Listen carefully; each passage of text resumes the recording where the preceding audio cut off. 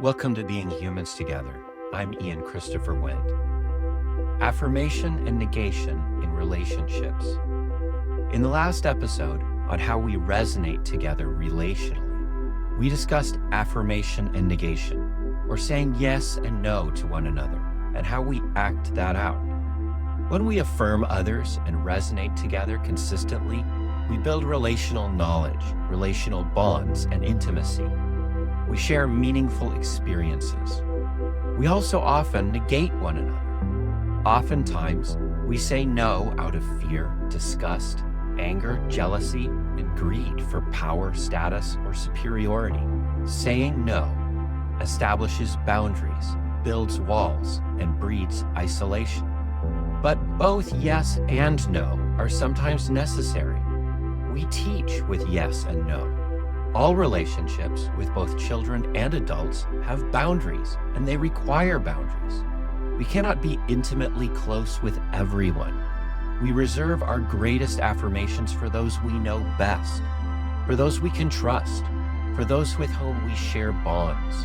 And in our relationships with children in particular, measured negation is crucial for their safety, functional training, socialization, and developing maturity and responsibility. Affirmation and negation are true basic principles, but life and relationships are a lot more complicated than simple yes and no. In this episode, we'll explore the complexities and gradations of affirmation and negation. We'll use these principles to better understand some confusing, complicated, and even contradictory ways we behave in relationships. And we'll try to identify some strategies for understanding one another and maintaining strong relational bonds. For simplicity's sake, and for the ability to communicate in a comprehensible manner, I'll adopt a slightly, only slightly, more complex language of affirmation and negation, or yes and no. We'll use solid yes, soft no, and solid no. To this we'll add yes now and not now. There are situations, actions, and people for whom we feel, say, and perform solid yeses, strong and spontaneous affirmation. Parents experience solid yes for their children. It's disappointing when their responses are less enthusiastic. We feel and do solid yes for our highest ideals. We feel that they are right and true. We strive to act them out regularly. When we fall short and fail to affirm these people and principles, we feel that we've failed, made a serious error, perhaps sinned, and we strive to turn back, repair the damage, and do better. Love is solid yes. Loyalty and fidelity is solid yes. Sacrifice and nurture are solid yeses. There are other principles that you feel deeply, passionately about. Our passionate goals and dreams are solid yeses. These highest priorities and principles are the ones we embody and bring into the world daily. Of course, we err at times, but we return again. What does soft yes mean? There are many other things that we feel we should or ought to affirm, that we think are good things to do, that we accept as good principles, but something holds us back. We don't move directly from saying yes to doing yes. Oftentimes, the bar is work. It takes energy and effort to do work. We feel that we should clean up, do difficult jobs, exercise more, diet, help someone who's struggling. But messes, labor, exercise, and service take time. And time and energy are limited resources. So we must measure them out and make choices about which good things we will do now.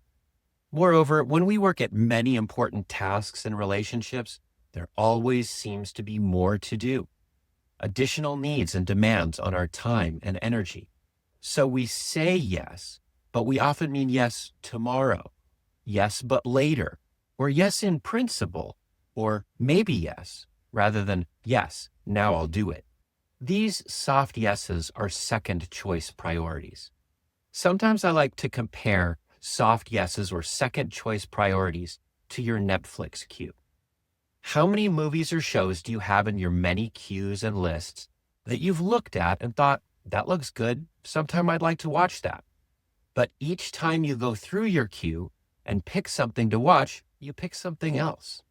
Eventually, every once in a while, we go through our queues and admit to ourselves, I'm never going to watch those shows.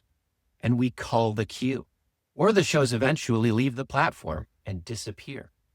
There are many principles, situations, tasks, and even people in our lives that we feel we ought to say yes to them. We even vocally affirm them, maybe even make plans or promises. But when the time comes, there are other things to do, more important priorities to focus on, other people to do things with. These are examples of soft yeses or second choice priorities. We accept that we should do them or may want to do them, but not now. Maybe eventually, or if we're honest, maybe never now. We say yes in principle, but we take time or maybe don't ever get to yes now. Let's consider negation. There are situations, actions, ideas, and even people we feel strongly we do not want to do or be with. We ought not to do them or embody them. We instinctively and strongly turn away from them.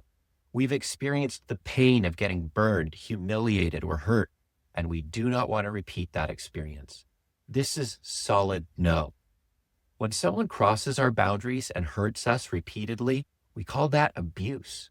It's one of the worst betrayals. It cuts at our sense of self and empowerment. Our response to that is solid no. When we lose the strength or ability to deny ourselves of things that harm us and those around us, or when people around us lose that power to deny themselves and act out of control, we call that addiction. There are principles, ideas, and actions that we reject for ourselves and others. Solid no. Crime, hate, violence, solid no. Things we fear or are disgusted by that we strongly avoid, like disease, filth, decay, death. When we push people to cross these boundaries and confront these terrors and evils and even perform them, such as in war, these actions can leave deep psychological scars, which we call post-traumatic stress, or PTSD. We all sometimes cross our own lines and act out a solid no. It's important to turn back, to correct our mistakes, to take responsibility for the harm or consequences of our actions, and to strive to do better. Next, what does soft no mean? There are many examples of things we don't really want to do or think we should not do that we say no, but we later feel obliged to do, or we try them out of curiosity, or we change our minds, or we can't escape the temptation to do. There are two broad categories of soft no. One, things we probably ought to do, but that are hard, that we say no to because we don't want to do them. These are difficult soft no's. And two, things that we probably should not do because they're frivolous or slightly unhealthy or somewhat harmful if we do them too often. We say no to these things because we recognize that they aren't great or because we've been taught to say no by parents or authorities. But these things have a pull on us. We're curious. They may feel good or exciting or help us let go of stress. They may be pleasurable. But if done habitually, they're recognizably harmful or risky. These are tempting soft no's. Difficult soft no's mean I don't want to, and I will only do them if someone pushes me or gives me a significant reward for it. Tempting soft no's mean not now, but maybe, secretly yes, if I can get away with it, or I know I shouldn't, but once in a while, I will. So what's the point? What's the use of these distinctions? And how can solid yes, soft no, and solid no help us in life and relationships? Let's begin by exploring a few useful principles. First, there's distance or distinction between what we accept in our minds, what we say, what we do now, and what we do regularly. That distinction is real, and it often isn't as simple as we imagine. When we accept or reject something in our minds, but we speak the opposite, we're being dishonest with ourselves and likely others. When we say yes or no, but we never do that thing in the present, we're breaking promises or being unreliable, perhaps irresponsible. When we must be pressed, cajoled, or paid to do something, and we do not do it consistently, then we're not embodying a principle in our lives. These variations in yes and no, affirmation and negation reflect the fine grain or complex distinctions of human agency. We can choose what we think, what we say, how we act, when we act, and with whom we act together. Make those choices carefully. Try to be consistent. Recognize our own inconsistencies in what we think, verbally affirm, and finally choose to act on. Recognizing the same distinctions and complexities in others' agency can help us understand them better and have more peaceable, cooperative relationships. This is what it means to know someone. Second, there is considerable room for movement between yes and no. We sometimes act against our principles, actions, and even people we feel strongly we should affirm. And then, hopefully, we turn back to our core principles. Soft yes and soft no are in a constant state of negotiation. We negotiate with ourselves about second choice principles and priorities. We negotiate with others to get them to move from yes later to yes now or yes together. We negotiate with ourselves about tempting soft no's every day. Parents, teachers, and even employers use carrots and sticks, or rewards and punishments, to deal with difficult soft no's all the time. Han Fei, the ancient Chinese legalist philosopher, called these the two handles used to get people to obey, rewards and punishments. We even cross the boundaries of hard no's from time to time. When people cross those boundaries too often or habitually, it can cause significant harm to themselves and others. But those situations are hardly rare. Jesus told a parable about soft yes and soft no. A man had 2 sons. He asked them to work in his vineyard with him. The first one said, "I will not," but afterward he repented and went to work. The second one said, "I will go to work," but he didn't show up. Jesus asked, which of the 2 obeyed his father? His basic message was that actually doing something is more important than saying you will do it. But he's also pointing out the principle that 1, people who may seem misdirected at first can turn and act on a better choice afterward. And similarly, 2, people who portray themselves as affirming good things sometimes never act on their promises. Thirdly, we return to the principle of the hierarchy of values. We've discussed how we all prioritize and choose between things that are generally useful or valuable. Our philosophies, religious systems, wisdom traditions, powerful institutions, communities, families, and friend groups all inform our priorities and hierarchies of values. The truth is that we often have flexibility or variability in our values, depending on the situations or environments or contexts we are in. People behave differently with their families, with their friends, when they are at work or church or in private. Ad hoc or situational ethics are very common. But if we entirely lack an overarching hierarchy of values, then we can come to doubt whether anything is important or real or true. And other people can come to distrust us because they don't know what we'll do in a given situation. Finally, we can make foolish mistakes that harm ourselves and those near us. Participating in a community or institution built on a religious, philosophical, or wisdom tradition can help us act more consistently. Established, shared, even ancient codes of behavior have some historical evidence of their usefulness for helping people work together, live peacefully, or be more productive. Adopting a way of ethical living may improve our relationships with others and provide communities with which to practice our ideals. I've argued before that many of the differences between philosophies, politics, and even religions are not significantly about differences in ideals. In my experience, people usually value good things and oppose negative, harmful things, but they do not agree on priorities or hierarchies. One group holds a certain good principle as the highest core principle. Another group accepts that principle, but they put something else first. A third group says that principle is a good principle, but for them, it's a second choice priority that they never actually act on in the present. In democratic political debates, after most of the arguments about fascism, socialism, and dictatorship, it often boils down to how much money should be spent on something and how that money should be collected. Oftentimes, opposing political parties, ideological groups, or even religious groups are probably differing between solid yes and soft yes, or solid no and soft no. But they argue as if the other side were literally supporting Adolf Hitler. Finally, we return to the principle of presentness. Presentness is focusing on what we do and experience here and now. We often think abstractly about what we or others ought to do.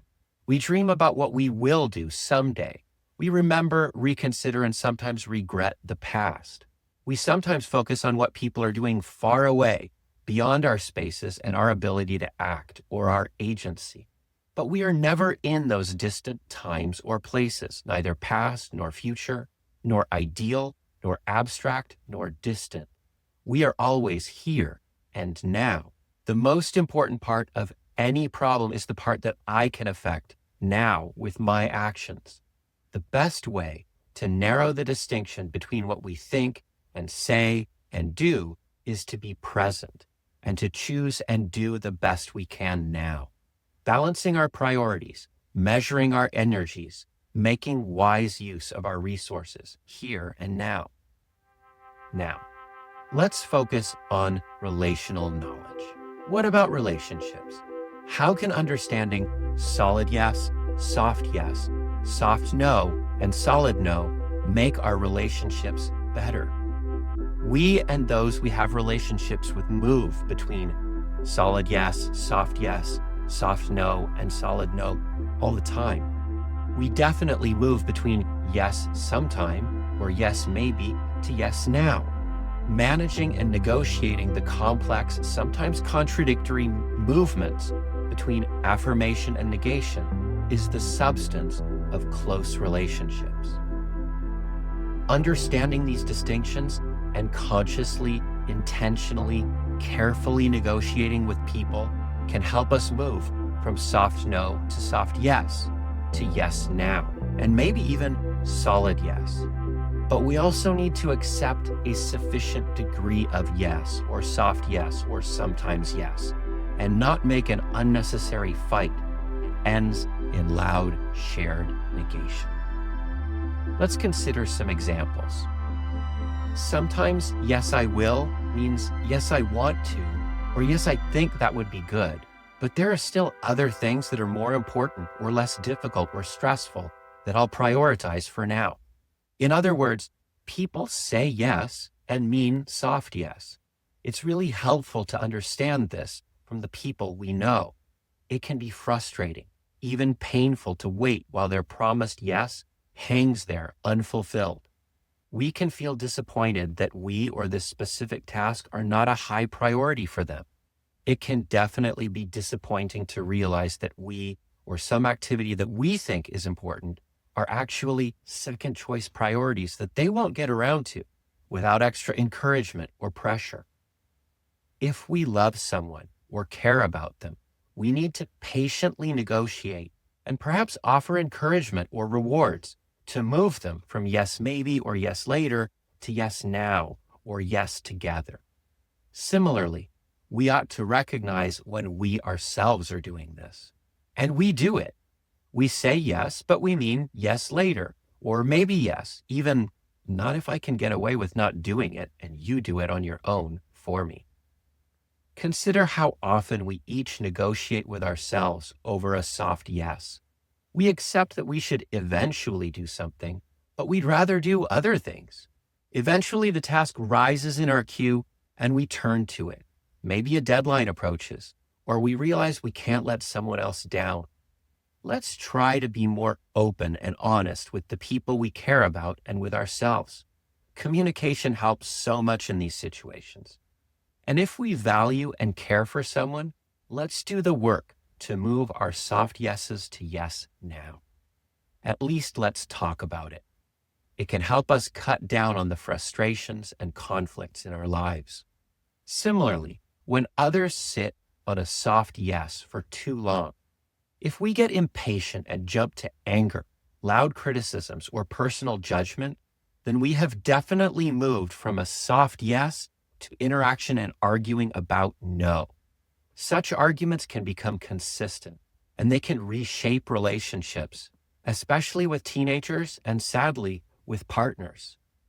Maybe you have developed a pattern in one of your core relationships where soft yeses become frustrations and judgments, followed by arguments. This pattern of negation results in increased boundary marking and separation. Soft yeses turn to soft nos, or even only if you make it. Eventually, you can find that there are only hard no's between you, hurt, separation, and broken relationships. What's the alternative? First, our people, including our children, have the power and ability to say no. Let me say that again. Everyone has the power and ability to say no. Yes is a gift. If we love someone, we ought to encourage and negotiate from an affirming, constructive position. Sometimes a soft yes that never becomes a yes now is a second choice priority. Simply recognizing this is extremely important. To get them to act on it, you need to offer them more encouragement, more perspective, or more reward. Sometimes a soft yes that sits unfulfilled is actually a quiet boundary that they're not able to communicate about openly, and maybe you should have that communication. Sometimes a soft yes is actually a not now, and we should table it. Not all actions, issues, and tasks are worth arguing or fighting for. Relationships are more important than tasks and priorities, and the people we care about and love can eventually change their minds and draw closer to us. If we keep the door open patiently, then I hope that day will come sooner. In another situation, sometimes people give us a degree of yes or affirmation that they consider sufficient, but we push and even argue for more, which can move us from resonating together to yes to arguing and resounding to no. Sometimes we need to take yes for an answer and then let go for a while. If someone agrees and cooperates or plays or works with you for a while, for a time, accept that happily, gratefully, positively. Then at a later time, request more cooperation. Let that build positively rather than arguing that they haven't given you as much yes as you want. Continually pushing, demanding more yes, more commitment, more obligation, more obedience, even out of love, can become controlling, judgmental, oppressive. We can push them away or prompt them to establish boundaries that perhaps could have been avoided. Next, when one of your people shares an idea or experience or plan with you, try to respond with yes and rather than yes but or simply no. You don't need to agree with everything they say, but agree with something and then constructively add your own thoughts in a positive way that contributes to the conversation and growing shared experience. Yes, but often just sounds like no. And you can end the shared communication or experience prematurely or negatively when what you both want is positivity, shared affirmation, and closeness. In other situations, when someone says no, sometimes it's a soft no or a not now. And with a bit of space or with some kind encouragement, it can move from soft no to a soft yes to yes now. I am not talking about pressuring people into having sex. I'm talking about asking someone to help you with the daily work of life and getting an unwanted no from someone who really ought to help out. In such situations, rather than arguing, try to find an offer or a perspective that can negotiate cooperation. Offer to do it together. Give it some time. Or maybe let it go and try again when another opportunity to cooperate arises. Each of these situations applies in families, among friends, and even among coworkers.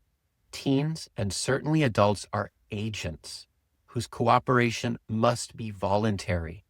Yes is a gift. Accept it and receive it positively. Groups, even professional groups, function based on consensus and agreement. Consequences and punishments can only be used infrequently, and arguments can quickly turn into increased boundaries and separation. Let's take a minute to consider relationships between children and parents. I have parents. I remember growing up, becoming increasingly independent and moving away from my parents. My parents were actually really good at giving me increased space and responsibility and freedom. I've also experienced a wide range of experiences with my own children, the youngest of whom are now teenagers, and the oldest are in their late 20s. Parenthood usually starts with babies. Babies are overwhelming. I had twins at one point, which was more than baby plus baby. It was more like baby times baby or baby square. Babies need everything, including constant attention. One parent I know referred to the first 3 years of parenting as perpetual death watch, just trying to make sure they didn't run into the street or pull a shelf on top of themselves or eat something dangerous or just cause messes and havoc. And of course, there's constant feeding, diaper changing, putting to sleep, and cleaning, always cleaning up the chaos in the baby's wake, which all seems like too much at times until they get sick or hurt or stop eating and pooping and sleeping and waking, which is way worse. And there's a lot of crying and screaming, often for no discernible reason. I often wondered why being a baby was so terrible. I'm not moved to tears and screaming very often at all, but babies do it multiple times a day. Maybe that's why we forget being a baby, because it's so emotionally traumatic on a daily, hourly basis. I don't really think that, but it sure seemed that way sometimes. For these and many other reasons, there is very little physical or emotional distance between parents and babies. Babies are constantly right on top of you, in your arms, on your lap, on your chest, nursing, smiling, laughing, crying, sleeping. Having my sleeping baby on my chest is one of the most rewarding experiences I've ever had. Before I go any further, I need to praise moms. Mothers are amazing. I had a great dad. I've tried to be a good dad. I do some things well. I have real regrets. But most of the mothers I know are much more engaged, dedicated, hardworking, present parents than most fathers I know. My mom was incredible. She sacrificed and worked and loved me in ways I can never repay or copy. My wife is an amazing mother. My sisters are amazing mothers. Moms, I salute you. As children grow, they become increasingly able, responsible, safe, and autonomous. Small children are still very demanding, but they're also very agreeable. As they mature, they discover the power of negation, the power of no. We develop our relationships with our children on the go as they bloom and grow. Each of them is different, and they're constantly changing. You can feel like you have a great relationship and a solid command of functional parenting techniques until seemingly overnight, the situation changes and you find a stranger in your child's body, as if the fae snuck in at night and replaced your energetic, happy, outgoing child with a sullen, reclusive, angry stranger. Try to remember, if you are confused and frustrated, so are they, likely more so. To my younger friends, I mean those of you who are dealing directly with your parents or caregivers on a daily basis, those who are living at home, I want to briefly share a few frank thoughts. First, Even though it may feel like it's taking forever to grow up and get out on your own, it doesn't actually last very long. I remember well the feeling of wanting to be out on my own, doing things the way I wanted to do them, and doing all of the things that kids and teenagers weren't allowed or able to do freely. I really wanted to fall in love and be with my partner and make our lives together. But as you may know, adulting is hard work. Relationships are hard too. Sometimes we can rush into things that we aren't quite ready for and make mistakes whose consequences last for years and shape our whole lifetime. So my first thought is to not be in too much of a hurry to stop being a young person. I guess I'd suggest that by the time you're in your 20s, you should be increasingly independent and responsible for yourself, but don't rush it and try to enjoy the freedom of being young, not needing to pay all of the bills, and having the support and advice of people who love and sacrifice for you. Next, let's state the obvious. You have the power to say yes and no. I hope our discussion of solid yeses, soft no's, and solid no's helps you understand yourself and your relationships better. If you understand these things, you can communicate and negotiate more openly with your friends and family. You have the power to say no. But no's are a limited resource for all of us. Too many no's will eventually end a relationship. And let's recognize that your parents or caregivers have more power than you do. They do most of the work, pay most or maybe all of the bills, take responsibility for providing food, clothing, shelter, insurance, cell phones, high-speed internet, cars, and most everything else you need and use. If we use no too much, we end up in conflict, which is often counterproductive. So I suggest you openly negotiate with solid yeses, soft yeses, yes laters, not nows, and solid no's as clearly and respectfully as you can. Balance is always the key. Reciprocity is the principle of giving back when we receive. Being grateful and communicating openly and giving back can buy you a lot of goodwill and increased opportunities in your family and friend relationships. If you want more freedom, take more responsibility. I'll repeat that. If you want more freedom, take more responsibility. Demonstrate that you're good at taking care of yourself, your health, your studies, your work, your relationships. And then gradually you'll find that you have increasing freedom and empowerment to do the things you'd like to do. If you want more of these experiences and opportunities, I suggest communicating about how responsible you're being and ask for more opportunities to practice adulting.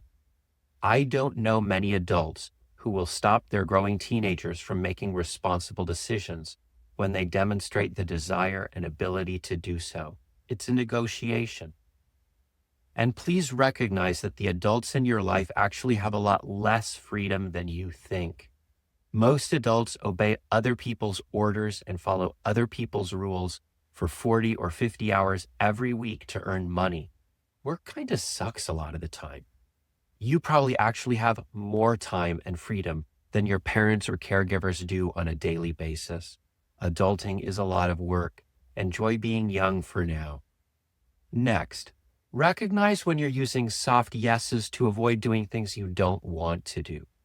You say, okay, but you mean not now, not if I don't need to, not if I can avoid it. Then eventually you start hearing scolding, raised voices, arguing, and negativity. Maybe you give the negativity back. It isn't any fun for you or your caregivers. So recognize when you're doing it, communicate more openly, and get around to fulfilling your commitments, work, and obligations more quickly. That is a great way to show that you can handle more freedom and opportunities. Finally, I suggest that you pay as much attention as you can to everything you can learn in your home and family. And you are learning a lot. You are internalizing lessons that you will repeat over and over again later in life. Let me give you a few general examples. First, you'll eventually find yourself using the strength and even negativity that you experience now to stand up for yourself, to create boundaries, to negotiate, and to protect yourself and the people you love later in life. just the way your parents or caregivers do it with you or for you. It may occasionally drive you nuts now, but when you're on your own and you're up against something difficult, that strength and even negation will be a well that you will need to draw from and use. My mom was a fighter. Sometimes when I was young, I didn't like it, but I'm so grateful for it now. Next, you may decide to do things differently when you are on your own. Great. Pay attention.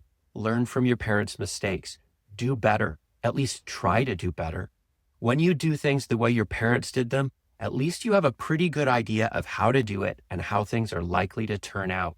When you change the script and pursue a different strategy, you can get better results, but you're also in uncharted territory. Things may turn out worse. At least it will be different. The really shocking part is when you think you're doing it differently and you end up reproducing the same dynamics in relationships and life as you experienced in your family growing up. So learn and keep learning. Finally, the things you're learning from your parents are a whole. There are great examples, there are good examples, there are bad examples, maybe even really bad examples. Pay attention and judge for yourself, but try to be humble. You may find that some things you don't like now actually become understandable, useful, and valuable to you later on. As you move out into the world, as you create more space and freedom for yourself, I honestly encourage you to avoid cutting off the people from your family. Space is healthy, but keep the door open, at least keep a window open. You may think you can replace your family. In my experience, that is very, very hard to do. With the exception of your long-term partner and a couple of best friends, if we're lucky, no one will love us more than our parents and family. That may be a sobering thought when we consider our family's limitations, but most friends won't sacrifice for us and support us and even forgive us again and again the way our families will, even with their mixture of goodness, craziness, and shortcomings. I'm well aware that this bit of advice is far from a solution to all of your difficult challenges. If you're up against something really hard or really bad, seek help from someone you can trust, someone with the power to support you. Hopefully that person is in your family, or maybe a teacher or community leader. Seek support, build a team. I believe in your ability to work through hard stuff, survive, and learn and grow. My younger friends, your parents and caregivers are trying to help you. They're trying to do as well as their parents did, which is hard work. They're trying to avoid some of the more painful experiences and conflicts they experienced while growing up. In a lot of ways, they're probably giving you more and better experiences and opportunities than they had. But the only tools they have are the ones they learned growing up. We all need to be patient, forgiving, and kind to each other. People complain about adolescent and teenage years. I've experienced the full range of teenage experiences, both in my family growing up and as a parent and step-parent. It has at times been bewildering and truly heartbreaking, but it's also a wonderful time of firsts as young people venture into the world. During this time, young people establish increasing physical, emotional space and autonomy. At the same time, they continue to have consuming and increasingly expensive needs. One of the main things I learned was to prioritize family over outside activities and proto-professional programming. Teens need consistent connection with their siblings and parents more than they need club sports and national competitions. That's my philosophy. Like anything else in life, the key is balance. After adolescence and teenage years, what comes next is actually more surprising to many people.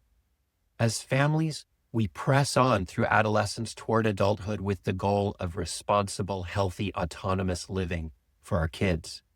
Adulting. As a culture and society, we often want them to become productive, self-actualized, successful individuals. I guess that's not all bad, but some parents work so hard and constantly push their teenagers toward college and career, and then discover that their children leave them and don't look back. Which is better or worse? The successful young adult that adopts the ideologies and values of the university and corporation and has no time or connection for the family they left behind? Or the young adult that stays at home in the basement, but is still around for dinner most nights?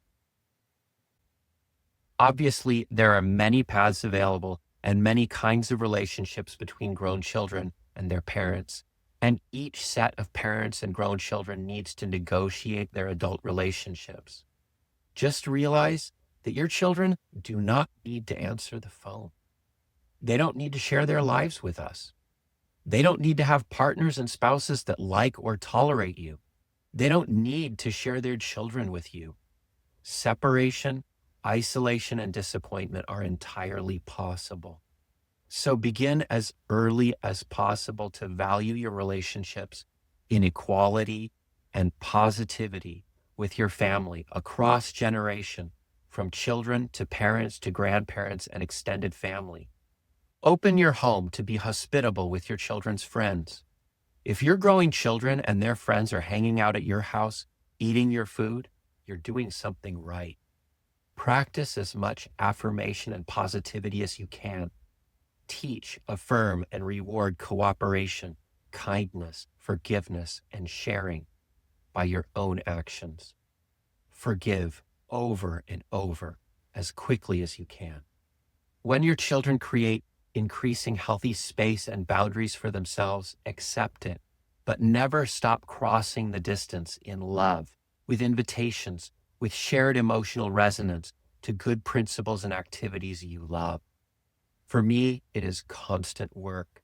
There are no life hacks, just life together as much as possible, being humans together. That is what my wife and I have dedicated our lives to being with our children, our grown children, our parents, our adult siblings and their families, in visiting, in celebrating, in living and working and eating. I'm so grateful for each member of my family who says yes to us, who welcomes us, and who shares with us. Yes is a gift, and I try to accept it. Understanding the patterns in the behaviors of our people, understanding their priorities, understanding when yes and no mean yes maybe, or later, or eventually, or solid yes, or solid no, is really important. This relational knowledge takes time to develop and must be constantly relearned and lived together. Relational knowledge is so important to understanding the nuances of behavior and the complexities of cooperating with the people who are most important to us. Giving people the space to be who they are, to make their own choices, and to accept them and their priorities, and to positively negotiate shared affirmation is crucial to relationships with children, adolescents, and adults. Acceptance, giving without strings attached, and accepting whatever affirmation is given in return on the terms in which it is given, is powerful, ultimately necessary relational glue. Guilt, obligation, cajoling, pressure, and arguments will eventually yield less closeness and greater distance. I hope you have good relationships with your people. We don't need hundreds or even dozens of close friends and family. A few close relationships are so valuable. Try to affirm them more than you say no. Try to move your responses to your people from yes maybe or yes later to yes now. When someone says no to you, recognize that maybe just means not now, and be kind, patient, and forgiving. Don't stop inviting them to share experiences and emotional resonance with you. Yes is a gift. Give and accept it gladly. Amen, amen. This is the way of being humans together.